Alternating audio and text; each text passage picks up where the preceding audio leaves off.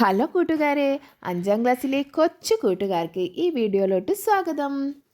നിങ്ങളുടെ അടിസ്ഥാന ശാസ്ത്രത്തിലെ കയ്യെത്തും ദൂരത്ത് ആകാശം എന്ന ചാപ്റ്ററാണ് ഇന്ന് നമ്മളിവിടെ ഡിസ്കസ് ചെയ്യാൻ പോകുന്നത്. എല്ലാവരും ലൈക്ക് ചെയ്യണേ. ആദ്യം നമുക്ക് നക്ഷത്രഗണങ്ങൾ പഠിക്കാം. ഗ്രീക്ക് കഥയിലെ ചങ്ങലയിൽ ബന്ധിപ്പിച്ചിരിക്കുന്ന പെൺകുട്ടിയുടെ രൂപം സങ്കല്പിച്ചിരിക്കുന്ന നക്ഷത്രക്കൂട്ടമാണ് ആൻഡ്രോമിഡ. ആൻഡ്രോമിഡ ഗ്രീക്ക് കഥയിലെ ചങ്ങലയിൽ ബന്ധിപ്പിച്ചിരിക്കുന്ന പെൺകുട്ടിയുടെ രൂപം സങ്കല്പിച്ചിരിക്കുന്ന നക്ഷത്രക്കൂട്ടമാണ് ആൻഡ്രോമിഡ.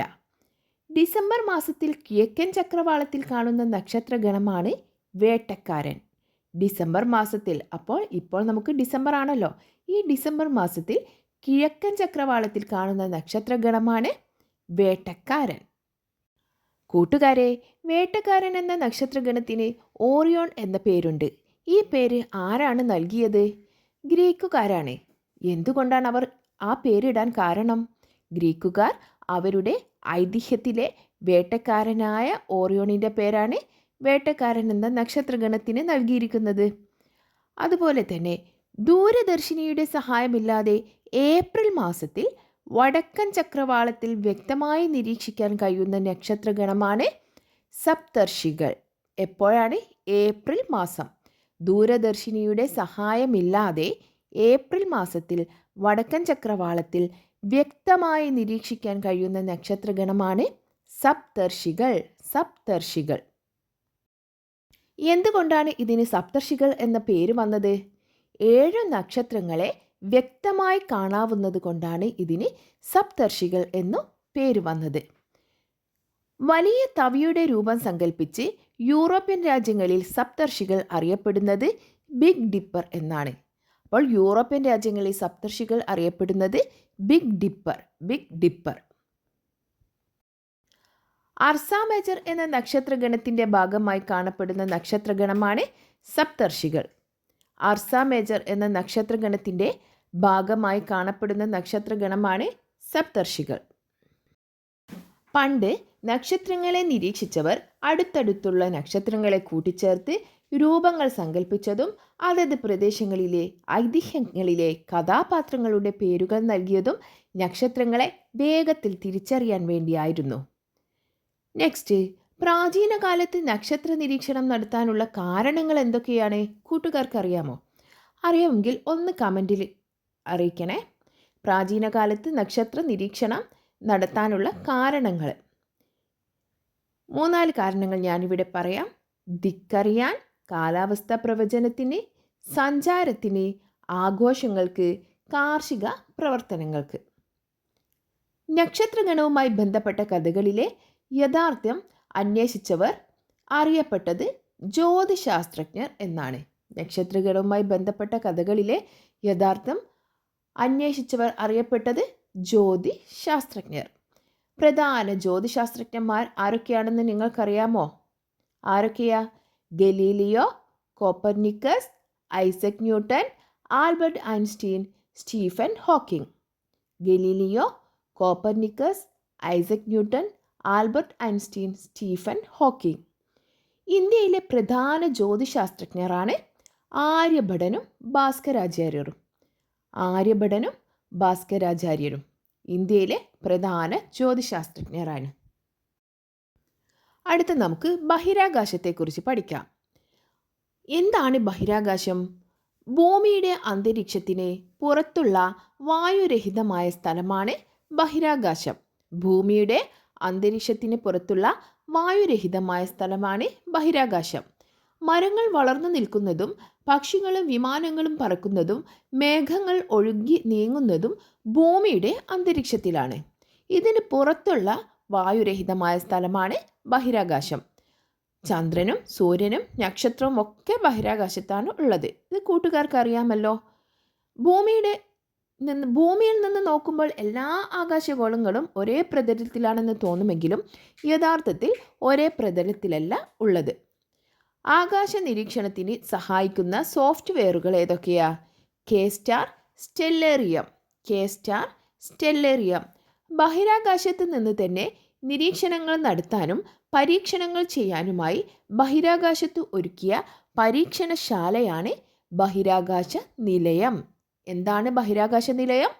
ബഹിരാകാശത്ത് നിന്ന് തന്നെ നിരീക്ഷണങ്ങൾ നടത്താനും പരീക്ഷണങ്ങൾ ചെയ്യാനുമായി ബഹിരാകാശത്ത് ഒരുക്കിയ പരീക്ഷണശാലയാണ് ബഹിരാകാശ നിലയം.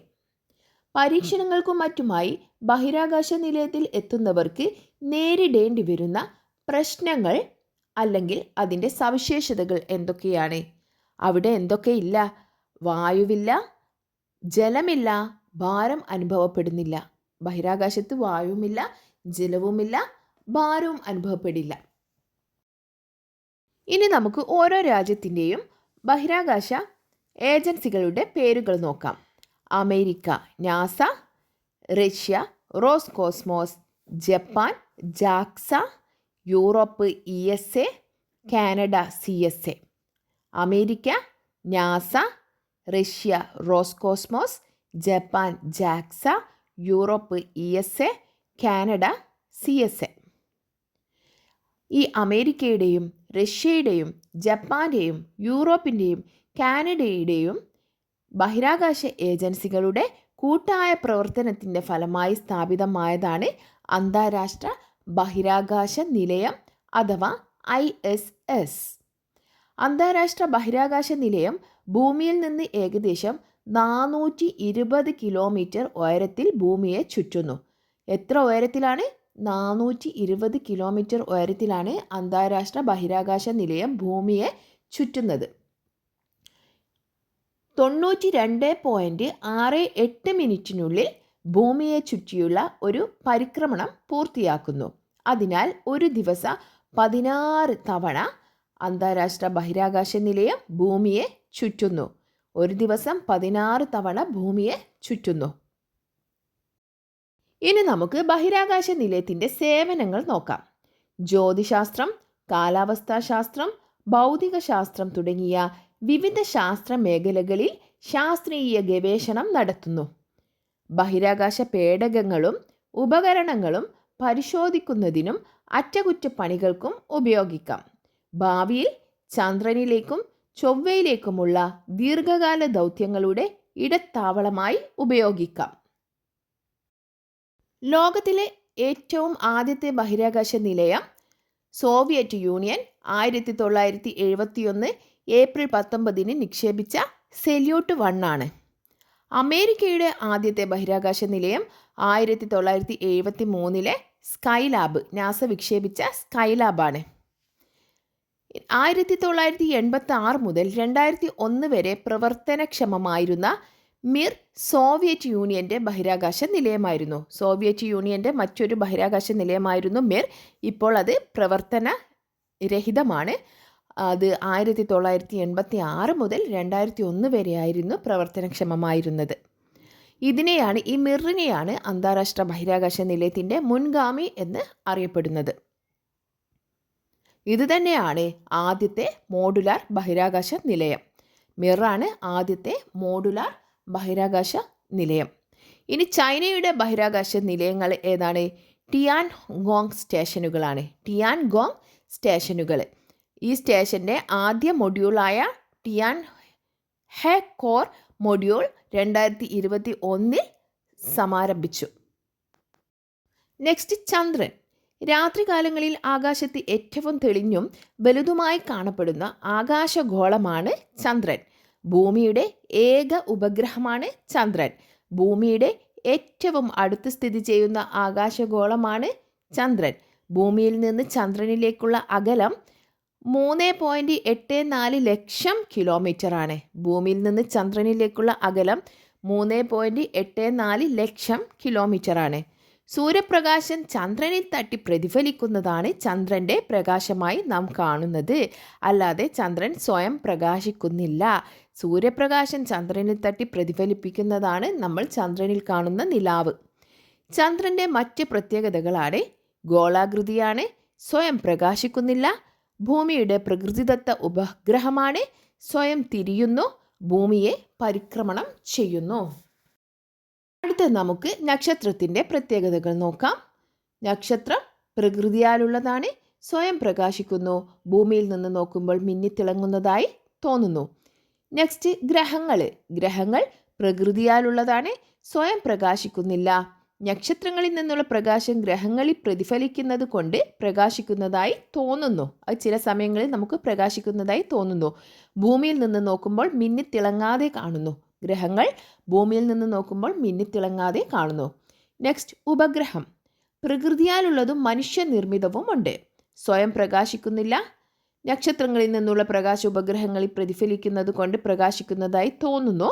ഭൂമിയിൽ നിന്ന് നോക്കുമ്പോൾ മിന്നിത്തിളങ്ങാതെ കാണുന്നു. ഉപഗ്രഹവും ഗ്രഹവും ഒരുപോലെയാണ്, പക്ഷേ ഉപഗ്രഹം മനുഷ്യനിർമ്മിതവുമുണ്ട് എന്ന് മാത്രമേ വ്യത്യാസമുള്ളൂ. നെക്സ്റ്റ് ഭൂമി. 50 ചന്ദ്രനെ ഉൾക്കൊള്ളാവുന്ന വലിപ്പം ഭൂമിക്കുണ്ട്. ഭൂമിയുടെ ഉപരിതല വിസ്തീർണം 510.1 മില്യൺ ചതുരശ്ര കിലോമീറ്റർ. സൂര്യന് ഭൂമിയോട് ഏറ്റവും അടുത്ത നക്ഷത്രമാണ് സൂര്യന്. 13 ലക്ഷം ഭൂമിയെ ഉൾക്കൊള്ളാവുന്ന വലിപ്പം സൂര്യനുണ്ട്. ഭൂമിയിൽ നിന്ന് സൂര്യനിലേക്കുള്ള അകലം 15 കോടി കിലോമീറ്റർ. ഭൂമിയിൽ നിന്ന് സൂര്യനിലേക്കുള്ള അകലം 15 കോടി കിലോമീറ്റർ. Next alpha Centauri. സൂര്യൻ കഴിഞ്ഞാൽ ഭൂമിയോട് ഏറ്റവും അടുത്തുള്ള നക്ഷത്രമാണ് ആൽഫ സെൻറ്റോറി എ. സൂര്യൻ കഴിഞ്ഞാൽ ഭൂമിയോട് ഏറ്റവും അടുത്തുള്ള നക്ഷത്രമാണ് ആൽഫ സെൻറ്റോറി എ. 16 ലക്ഷം ഭൂമിയെ ഉൾക്കൊള്ളാവുന്ന വലിപ്പം ആൽഫ സെൻറ്റോറിക്കുണ്ട്. സൂര്യന് 13 ലക്ഷം ഭൂമിയെ ഉൾക്കൊള്ളാവുന്ന വലിപ്പമാണെങ്കിൽ ആൽഫ സെൻറ്റോറിക്ക് 16 ലക്ഷം ഭൂമിയെ ഉൾക്കൊള്ളാവുന്ന വലിപ്പമാണ്. ഭൂമിയിൽ നിന്ന് ആൽഫ സെൻറ്റോറിയിലേക്കുള്ള അകലം 40 ലക്ഷം കോടി കിലോമീറ്റർ ആണ്. 40 ലക്ഷം കോടി കിലോമീറ്റർ. അടുത്ത നമുക്ക് സൗരയൂഥത്തെ പറ്റി നോക്കാം. സൂര്യനും സൂര്യനെ ചുറ്റുന്ന ഗ്രഹങ്ങളും ഉപഗ്രഹങ്ങളും മറ്റ് അനേകം വസ്തുക്കളും ചേർന്നതാണ് സൗരയുദ്ധം. എന്താണ് സൗരയുദ്ധം? സൂര്യനും സൂര്യനെ ചുറ്റുന്ന ഗ്രഹങ്ങളും ഉപഗ്രഹങ്ങളും മറ്റ് അനേകം വസ്തുക്കളും ചേർന്നതാണ് സൗരയുദ്ധം. സൗരയൂഥത്തിലെ ഗ്രഹങ്ങളുടെ എണ്ണം 8 ആണ്. സൗരയൂഥത്തിൽ 8 ഗ്രഹങ്ങളാണുള്ളത്. ഏതൊക്കെയാണെന്ന് നോക്കാം. ബുധൻ, ശുക്രൻ, ഭൂമി, ചൊവ്വ, വ്യാഴം, ശനി, യുറാനസ്, നെപ്റ്റ്യൂൺ. ബുധൻ, ശുക്രൻ, ഭൂമി, ചൊവ്വ, വ്യാഴം, ശനി, യുറാനസ്, നെപ്റ്റ്യൂൺ. ഇതിൽ ഏറ്റവും വലിയ ഗ്രഹം വ്യാഴമാണ്. ഏറ്റവും വലിയ ഗ്രഹം വ്യാഴം. ഏറ്റവും ചെറിയ ഗ്രഹം ബുധൻ. ഏറ്റവും ചെറിയ ഗ്രഹം ബുധൻ. പ്ലൂട്ടോയ്ക്ക് സൗരയുദ്ധ ഗ്രഹ പദവി നഷ്ടപ്പെട്ട വർഷം 2006 ഓഗസ്റ്റ് 26. ഇതിനു മുമ്പ് പ്ലൂട്ടോ ഒരു 9ാമത്തെ ഗ്രഹമായിരുന്നു. അന്ന് 9 ഗ്രഹങ്ങൾ ഉണ്ടായിരുന്നു. ഇപ്പോൾ 8 ഗ്രഹങ്ങളെ നിലവിലുള്ളൂ. 2006 ഓഗസ്റ്റ് 26 പ്ലൂട്ടോയ്ക്ക് സൗരയൂഥ ഗ്രഹ പദവി നഷ്ടപ്പെട്ടു. ആകാശഗോളങ്ങളുടെ സഞ്ചാരപാതയെയാണ് പരിക്രമണ പഥം അഥവാ ഓർബിറ്റ് എന്ന് പറയുന്നത്. ആകാശഗോളങ്ങളുടെ സഞ്ചാരപാതയാണ് പരിക്രമണ പഥം അഥവാ ഓർബിറ്റ് എന്ന് പറയുന്നത്. സൗരയൂഥത്തിൻ്റെ കേന്ദ്രമായ സൂര്യനെ പോലെ കോടിക്കണക്കിന് നക്ഷത്രങ്ങൾ പ്രപഞ്ചത്തിലുണ്ട്. പല നക്ഷത്രങ്ങൾക്കും അവയെ ചുറ്റുന്ന ഗ്രഹങ്ങളും ഉപഗ്രഹങ്ങളുമുണ്ട്. അടുത്ത നമുക്ക് കൃത്രിമ ഉപഗ്രഹങ്ങളെക്കുറിച്ച് പഠിക്കാം. Artificial satellites. ക്യാമറയും മറ്റു ഉപകരണങ്ങളും ഘടിപ്പിച്ചതും ഭൂമിയെ ചുറ്റുന്നതുമായ മനുഷ്യനിർമ്മിത യന്ത്രങ്ങളാണ് കൃത്രിമോപഗ്രഹങ്ങൾ. കൃത്രിമോപഗ്രഹങ്ങൾ എന്തൊക്കെയാണ്?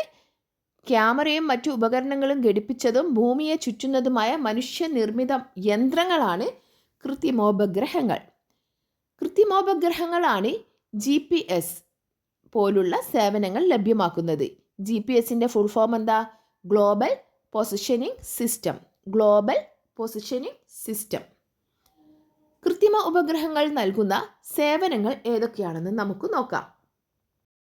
വിദൂര സംവേദനം, ഗതി നിർണയത്തിന്, വാർത്താവിനിമയത്തിന്, സൈനിക ആവശ്യങ്ങൾക്ക്, കാലാവസ്ഥ പ്രവചനത്തിന്, ആശയവിനിമയത്തിന്, ശാസ്ത്ര പര്യവേഷണത്തിന്, വിഭവ സ്രോതസ്സുകൾ കണ്ടെത്തുന്നതിനും രേഖപ്പെടുത്തുന്നതിനും, ഭൂഗർഭ വസ്തുക്കളെക്കുറിച്ച് പഠനം നടത്തുന്നതിന്, ഭൂമിയുടെ കാന്തികതയെക്കുറിച്ച് പഠിക്കുന്നതിന്, ഭൂമിയുടെ ഉപരിതലത്തിൻ്റെ മാപ്പ് തയ്യാറാക്കുന്നത്. ഇതിനൊക്കെയാണ് കൃത്രിമ ഉപഗ്രഹങ്ങൾ നമ്മൾ യൂസ് ചെയ്യുന്നത്.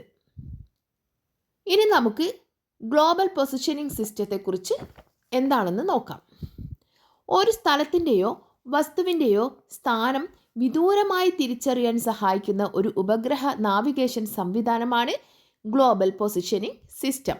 1960കളിൽ US സൈന്യമാണ് ആദ്യമായി ഇത് ഉപയോഗിച്ചത്. GPS ഉപയോഗിച്ചത് 1960കളിൽ US സൈന്യമാണ്. GPS നെറ്റ്വർക്കിൽ 24 ഉപഗ്രഹങ്ങൾ ഉൾപ്പെടുന്നു. എത്ര ഉപഗ്രഹങ്ങളുണ്ട് GPS നെറ്റ്വർക്കിന്? 24 ഉപഗ്രഹങ്ങൾ. അടുത്ത നമുക്ക് GPS-ൻ്റെ ഉപയോഗങ്ങൾ എന്തൊക്കെയെന്ന് നോക്കാം. കൃത്യസ്ഥാനം നൽകുന്നു, വസ്തുവിൻ്റെയോ വ്യക്തിയുടെയോ സ്ഥാനം ട്രാക്ക് ചെയ്യുന്നു, ലോക ഭൂപടങ്ങൾ സൃഷ്ടിക്കാൻ സഹായിക്കുന്നു, ഒരിടത്ത് നിന്ന് മറ്റൊരിടത്തേക്ക് യാത്ര ചെയ്യാൻ സഹായിക്കുന്നു.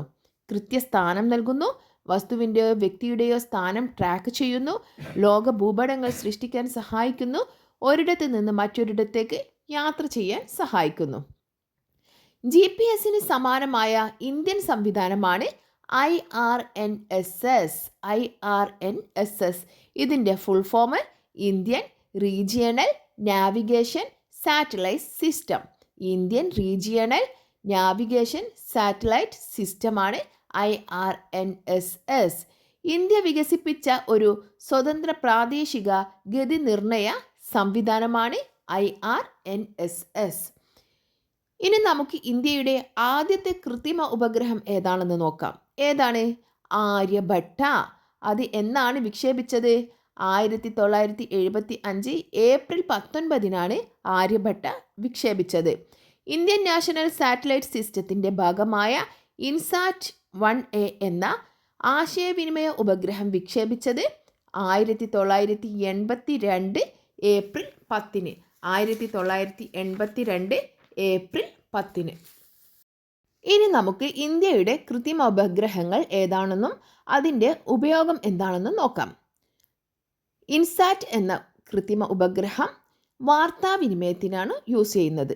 ഇൻസാറ്റ് വാർത്താവിനിമയം, എജുസാറ്റ് വിദ്യാഭ്യാസം, IRNSS ഗതി നിർണയം, കാർട്ടോസാറ്റ് ഭൗമ നിരീക്ഷണം, ആസ്ട്രോസാറ്റ് ജ്യോതിശാസ്ത്ര പഠനം, GSAT 7 എമിസാറ്റ് എന്നിവ പ്രതിരോധത്തിന്. ഒന്നുകൂടി പറയാം.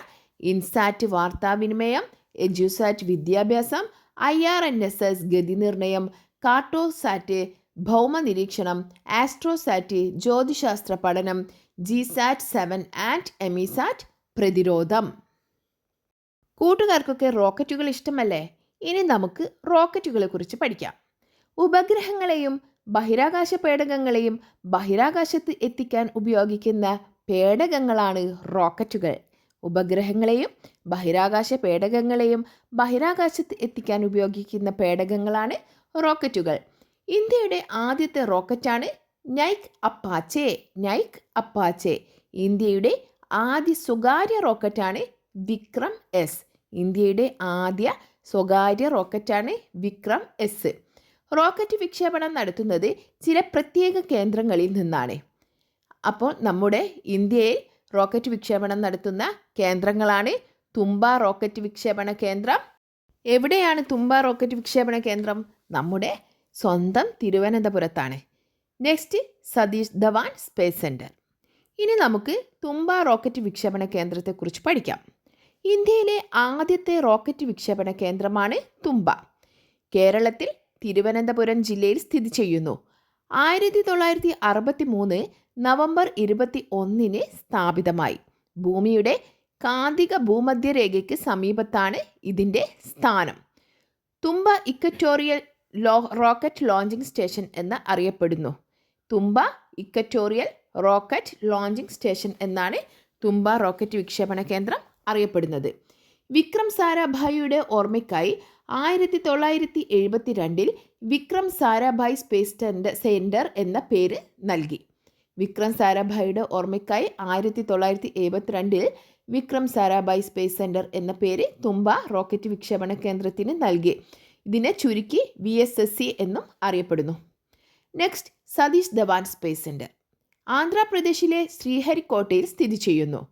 1971 ഒക്ടോബറിൽ പ്രവർത്തനം ആരംഭിച്ചു.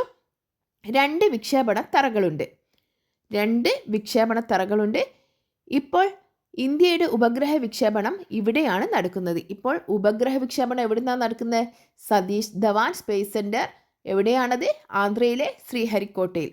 ഭൂമധ്യരേഖയ്ക്ക് അടുത്തു വരുന്ന സ്ഥലമായതിനാൽ ഉപഗ്രഹ വിക്ഷേപണത്തിന് സഹായകമായ അധിക കേന്ദ്രീകൃത ബലം ലഭിക്കുന്നു. ഇനി നമുക്ക് ISROയെ കുറിച്ച് പഠിക്കാം. എന്താണ് ISRO? ഇന്ത്യയുടെ ബഹിരാകാശ പദ്ധതികൾ ആസൂത്രണം ചെയ്ത് നടപ്പിലാക്കുന്ന ബഹിരാകാശ സ്ഥാപനമാണ് ISRO. ഇന്ത്യയുടെ ബഹിരാകാശ പദ്ധതികൾ ആസൂത്രണം ചെയ്ത് നടപ്പിലാക്കുന്ന ബഹിരാകാശ സ്ഥാപനമാണ് ISRO. 1969 August 15 ISRO സ്ഥാപിതമായി. എപ്പോഴാണ് ISRO സ്ഥാപിതമായത്? 1969 ഓഗസ്റ്റ് 15. തുമ്പ വിക്ഷേപണ കേന്ദ്രം 1963 നവംബർ 21. അതുപോലെ സതീഷ് ധവാൻ സ്പേസ് സെൻറ്റർ 1971 ഒക്ടോബറിൽ. ആദ്യം വന്നത് തുമ്പ, രണ്ടാമത് വന്നത് ISRO, മൂന്നാമത് സതീഷ് ധവാൻ സ്പേസ് സെൻറ്റർ. ISROയുടെ സ്ഥാപക ചെയർമാൻ ആണ് വിക്രം സാരാഭായ്. കൂട്ടുകാരെ, നിങ്ങൾ കേട്ടിട്ടില്ലേ മനുഷ്യർ ചന്ദ്രനിലൊക്കെ പോയത്?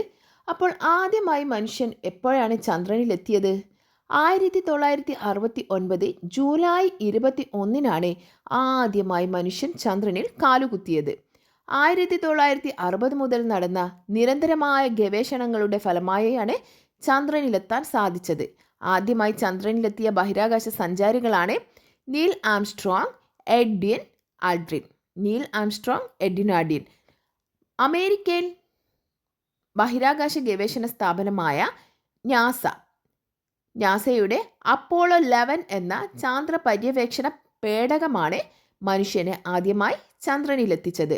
അപ്പോളോ 11 എന്ന പേടകത്തെ നിയന്ത്രിച്ച ബഹിരാകാശ സഞ്ചാരി മൈക്കൽ കോളിൻസ്. ഈ വാഹനം ഓടിച്ചത് മൈക്കൽ കോളിൻസ് ആണ്. അതിൽ ഉണ്ടായിരുന്നത് നീൽ ആംസ്ട്രോങ്ങും എഡ്വിൻ ആൾഡ്രിനും. നെക്സ്റ്റ് നമുക്ക് ഇന്ത്യയുടെ ചാന്ദ്ര ദൗത്യങ്ങളെക്കുറിച്ച് പഠിക്കാം. ഇന്ത്യയുടെ ചാന്ദ്ര പര്യവേഷണ ദൗത്യങ്ങൾ അറിയപ്പെടുന്നത് ചന്ദ്രയാൻ എന്നാണ്. ചന്ദ്രയാൻ 1ഉം ചന്ദ്രയാൻ 2ഉം ചന്ദ്രയാൻ 3ഉം ഉണ്ടെന്ന് കൂട്ടുകാർക്ക് അറിയാലോ. എന്നാൽ നമുക്ക് ചന്ദ്രയാൻ 1നെ കുറിച്ച് പഠിക്കാം. ഇന്ത്യയുടെ ആദ്യ ചാന്ദ്ര പര്യവേഷണ പേടകമാണ് ചന്ദ്രയാൻ 1. ചന്ദ്രയാൻ 1 വിക്ഷേപിച്ചത് 2008 ഒക്ടോബർ 22 ശ്രീഹരിക്കോട്ടയിൽ നിന്നുമാണ്. 2008 ഒക്ടോബർ 22 ശ്രീഹരിക്കോട്ടയിൽ നിന്നുമാണ്. ചന്ദ്രൻ്റെ 100 കിലോമീറ്റർ അകലെയുള്ള പരിക്രമണ പഥത്തിലൂടെ ചുറ്റി സഞ്ചരിച്ച് ചന്ദ്രൻ്റെ ഉപരിതലത്തെക്കുറിച്ച് പഠനം നടത്തുകയാണ് ചന്ദ്രയാൻ 1 ചെയ്തത്. നെക്സ്റ്റ് ചന്ദ്രയാൻ 2. ഇന്ത്യയുടെ രണ്ടാമത്തെ ചാന്ദ്ര പര്യവേഷണ പേടകമാണ് ചന്ദ്രയാൻ 2. ഇത് വിക്ഷേപിച്ചത് 2019 ജൂലൈ 22. ചന്ദ്രനിൽ ഇറങ്ങി പാറകളുടെയും മണ്ണിൻ്റെയും പ്രത്യേകതകൾ പഠിക്കുകയായിരുന്നു ചന്ദ്രയാൻ 2ൻ്റെ ലക്ഷ്യം. പക്ഷേ ഇത് വിജയിച്ചിട്ടില്ല. നെക്സ്റ്റ് ചന്ദ്രയാൻ 3. ചന്ദ്രൻ്റെ ദക്ഷിണ ധ്രുവത്തിലിറങ്ങിയ ആദ്യ പേടകമാണ് ചന്ദ്രയാൻ 3. ചന്ദ്രയാൻ 3 വിക്ഷേപിച്ചത് 2023 ജൂലൈ 14. ചന്ദ്രയാൻ 3യുടെ ലാൻഡർ ചന്ദ്രോപരിതലത്തിൽ ഇറങ്ങിയത് 2023 ഓഗസ്റ്റ് 23. ചന്ദ്രയാൻ 3ൽ നിന്നും റോവർ ചന്ദ്രോപരിതലത്തിൽ സഞ്ചരിച്ച് പരീക്ഷണങ്ങൾ ചെയ്തു. എപ്പോഴാണ് ചന്ദ്രയാൻ 3 ചന്ദ്രോപരിതലത്തിൽ ഇറങ്ങിയത്? 2023 ഓഗസ്റ്റ് 23.